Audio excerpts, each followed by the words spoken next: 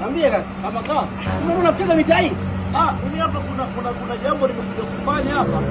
Unasubiria majibu yake. Wewe huku unafanya nini? Huku yuko bwana, ndio sehemu zangu za kujificha hizi. Wewe kama mama unakuja kufanya huku? Mtensaidia kule wife na nini? Ndio, kwa huku ndio chimbo yako. Huku sasa huko ndani. Mafia wote unafanyia huku. Sasa huku ndio unajionyesha wewe ulivyokuwa mshenzi. Sasa huku mitaa ndio nakubali. Mimi nilikuwa na shemeji hapa. Nilikuwa nimempa lift hapa nafika naye mbele hapo. Kumbe huyo ndo mtu wako.